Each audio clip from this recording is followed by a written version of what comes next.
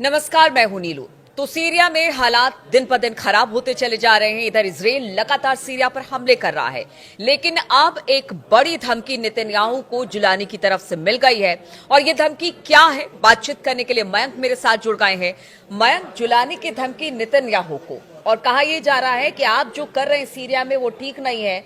और उसने कहीं ना कहीं एक ये भी ऑर्डर दे दिया है कि जहां भी इजरायली सेना दिखाई दे उनको फौरन देखो और हमला कीजिए। बिल्कुल, देखिए सीरिया में जो है अभी तक जो जंग चल रही थी, अब इसका एक प्रकार से आप देखें तो इसका पूरा नेचर बदलता हुआ दिखाई दे रहा है। और पहली बार ऐसा बताया जा रहा है कि देखिए इजराइल की सेना दमिश्क के बहुत करीब है, और ये बात एसटीएस के जो चीफ हैं जुलानी, इनको बिल्कुल पसंद नहीं आ रही।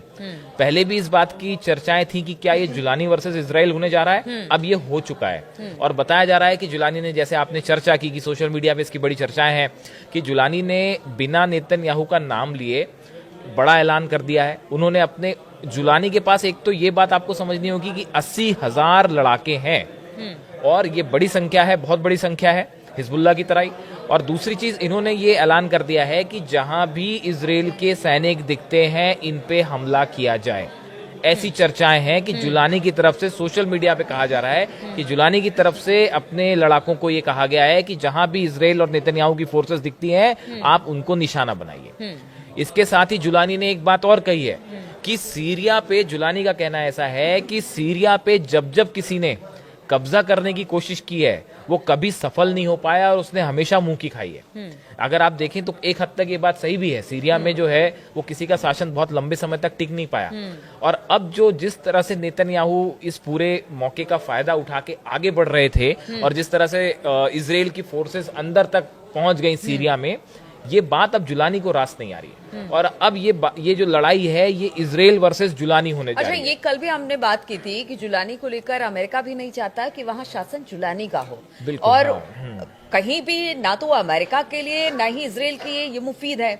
ऐसे में अब जुलानी ये कह रहे हैं कि सीधे सीधे धमकी है, खुले तौर पर धमकी है। तो ऐसे में वहां पर आप क्या स्थिति इस वक्त बनती देख रहे हैं? देखिए अब क्या है वहां पे हालात ये है कि जो और क्या आपको लगता है कि एक सबसे बड़ा संगठन है, और ये देखिए दो तीन चीजें हैं। आपने अच्छा सवाल पूछा, दो तीन चीजें हैं। पहली बात तो ये कि दमिश्क पूरा जो है वो, उस पे पूरा जुलानी का कब्जा है। उसके लड़ाके दमिश्क और उसके आसपास के इलाकों पे पूरी तरह से उनका कब्जा है। दूसरी चीज, इनको जो है एसटीएस को और एसएनए, जो दो संगठन हैं, इनको जो है तुर्की की तरफ से हथियार भी मिल रहे हैं, गोला बारूद भी मिल रहा है। इनको जो है जितनी तरह की फंडिंग हो रही है वो तुर्की की तरफ से हो रही है। इन हालात में एक तरफ तो बशर अल असद की सेना के जो हथियार थे, जिसकी हमने चर्चा की थी कि एक टनल मिली है, उसमें मिसाइल्स भी हैं, तो वो सब जो चीजें मिल रही हैं, जो टैंक्स मिले हैं, जो गोला बारूद मिला है बशर अल असद की सेना से, उस पे तो जुलानी कब्जा कर ही चुके हैं, वो उनके पास आ ही चुके हैं। चर्चा है केमिकल वेपन्स की भी थी कि जो केमिकल वेपन्स हैं क्या ये जुलानी के हाथ लग गए हैं, सच कोई नहीं जानता क्या है। लेकिन अमेरिका भी इस बात को लेकर सतर्क है और इजराइल भी है। अब ऐसी स्थिति में देखिए जुलानी के पास इस समय कितनी ताकत है। 80,000 के आसपास तो उनके लड़ाके हैं, इसमें कोई शक नहीं है। इनके पास कितने हथियार हैं, और अगर ये इजराइल वर्सेस जुलानी आमने सामने की लड़ाई होती है तो ये क्या रूप लेगी, ये क्या हिजबुल्लाह और इजराइल का जो स्थिति थी लेबनान में, क्या इस तरह की कोई स्थिति बनेगी? देखिए इजराइल के लिए एक नुकसान की बात कह लें आप, या चैलेंज ये है कि इजराइल इस समय सीरिया की जमीन पे है। आप अपने बॉर्डर पे जब युद्ध कर रहे होते हैं तो थोड़ा सा आसान होता है, लेकिन जब आप दूसरे देश में, हम बार बार ये बात कहते हैं कि अब वो जमाने चले गए जब आप जो है किसी दूसरे के देश में अंदर घुस जाएं और अपनी सेना को वहां बसा लें और टिके रह जाएं वहां। अब वो जमाने गए। आप कह रहे हैं कि जुलानी की सेना अच्छी खासी बड़ी है, तादाद इसकी बड़ी है, वेपन्स भी इनके पास अच्छे खासे हैं, तो क्या जो इस वक्त जो पुरानी तानाशाह सरकार से लूटी गई वेपन थी, क्या ये भी हम मान के चले आर्टिलरी उसका इस्तेमाल? हाँ, ऐसा बताया जा रहा है कि बड़ी मात्रा में जो असद के हथियार थे वो अब जुलानी के पास है। लेकिन देखिए नीलू, इसमें है ना कई चीजें हैं। एक सवाल ये भी है कि क्या इजराइल, क्या नेतन्याहू वाकई दमिश्क पे सीधा हमला करेंगे, या ये देखिए आप अभी दमिश्क के करीब है, करीब 10 किलोमीटर पहले तक बताया जाता है कि 10 किलोमीटर पहले इजराइल पहुंच चुका है। लेकिन क्या इसके आगे इजराइल जाएगा, ये एक अपने आप में बड़ा सवाल है। देखिए इजराइल चाह क्या रहा है, क्या वो एक बड़ा बफर जोन बनाना चाहता है, क्या वो ये चाहता है कि इजराइल की कुछ जमीन पे कब्जा कर लिया जाए? हिजबुल्लाह के हथियार सप्लाई जो थी वो सीरिया से होती थी, वो पूरी तरह से बंद हो गई है अब। तो ये हिजबुल्लाह के लिए बड़ी चुनौती है। अब सवाल ये है कि इजराइल और अमेरिका असल में सीरिया में चाहते क्या है? क्या ये यहाँ पे इजराइल की नेतन्याहू की कोशिश ये है कि यहाँ की जमीन हथियाई जाए और यहाँ पे परमानेंटली बैठ लिया जाए? ये दमिश्क पे हमला करेंगे कि या नहीं करेंगे, और अगर करते हैं तो उसका क्या परिणाम होगा? देखिए, अगर दमिश्क पे इजराइल का हमला होता है तो ये वॉर का स्केल और बड़ा होगा।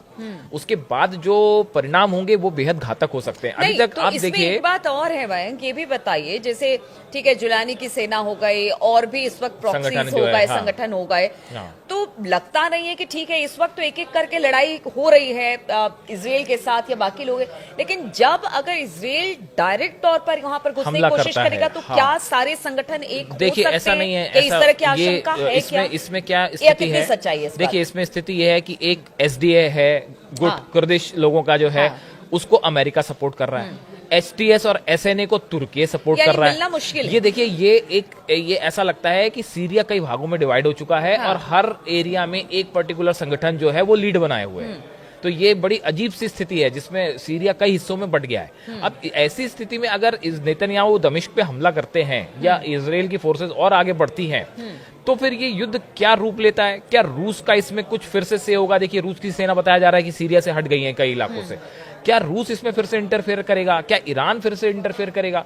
क्या इनको ये बात मंजूर होगी कि क्या ऐसा हो सकता है कि सबको एक साथ लाने की, एक मंच पे लाने की कोशिश? ये अभी अब ये साफ नहीं है। देखिए, क्योंकि एचटीएस की तरफ से जुलानी भी अभी ये सीधा नेतन्याहू का नाम नहीं ले रहे। अमेरिका भी जो है वो जुलानी का नाम लेके सीधे हमले नहीं कर रहा। तो एक बड़ी अजीब सी जो है यहाँ पे एक अंडरस्टैंडिंग भी है कि जिसमें जो है वो जुलानी पे सीधा हमला ना अमेरिका कर रहा है ना इजराइल कर रहा है। लेकिन चूंकि अब फोर्सेस तेजी से आगे बढ़ गई हैं इजराइल में, तो जुलानी को यह भी लग रहा है कहीं ऐसी स्थिति ना बन जाए कि बड़े हिस्से में जो है इजराइल अपना कब्जा करके बैठ जाए और जुलानी का शासन जो है वो बहुत कम एरिया में रह जाए। ये उसके लिए भी चुनौती बनी हुई है, जुलानी के लिए भी ये बड़ी चुनौती है। तो ऐसे हाल में 80,000 लड़ाकों के साथ अगर जुलानी ये कहते हैं कि इजराइल की सेना को निशाना बनाइए, तो अगले 48 घंटे ये बड़े देखने वाले हैं कि क्या वाकई ऐसी स्थिति बनती है। क्या जुलानी के लड़ाके सेना जो है यानी कि एसटीएस वो अटैक करता है? कहा जाए वर्चस्व की लड़ाई, ये वर्चस्व की लड़ाई भी है।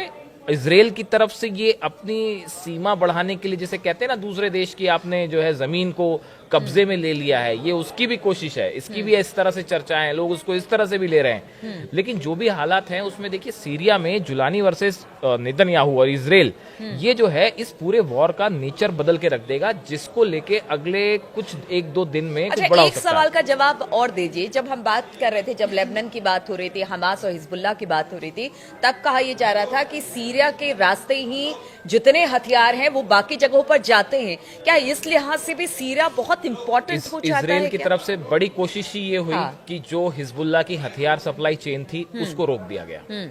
एक बड़ी कोशिश, और इसीलिए सबसे ज्यादा इंटरेस्ट इजराइल का है सीरिया के अंदर तक दाखिल होने का। क्या बिल्कुल। अब देखिए, ये इसमें तो कोई शक नहीं है कि सीरिया के थ्रू ही ईरान जो है वो हिजबुल्लाह को हथियार सप्लाई कर रहा था। ये चैनल अब बंद है, इसमें कोई शक नहीं है। अब अगर हिजबुल्लाह को अपने हथियार कहीं से जमाने हैं, जुगाड़ने हैं, तो उसके लिए उनको एक नया चैनल खोजना पड़ेगा, एक नया रास्ता खोजना पड़ेगा। और ये अभी ईरान भी देखिए आप, इस पूरे मामले में ईरान भी अभी थोड़े सधे हुए तरीके से आगे बढ़ रहा है। तो ईरान का क्या रुख होता है, हिजबुल्लाह आगे क्या कदम बढ़ाता है, कैसे मजबूत होने की कोशिश करता है, और इस पूरे इलाके में जुलानी वर्सेस नेतन्याहू, अगर ये इजराइल की सेना का अगर युद्ध होता है सीधा, तो क्या होगा, ये थोड़ा देखने वाली बात। चलिए, तो बहुत इफ्स एंड बट्स हैं, बहुत सारे देश हैं जो कि इस ओर अपना इंटरेस्ट दिखा रहे हैं कि सीरिया में जो कुछ हो रहा है, सभी अपने अपने तरीके से वर्चस्व की लड़ाई यहां पर दिखाई दे रही है। लेकिन फिलहाल हालात किस तरह के आगे बनते हैं, इस पर हमारी नजर बनी रहेगी। हम लगातार अपडेट्स आपके लिए लेकर आते रहेंगे। फिलहाल बहुत बहुत शुक्रिया हमारे साथ जुड़ने के लिए।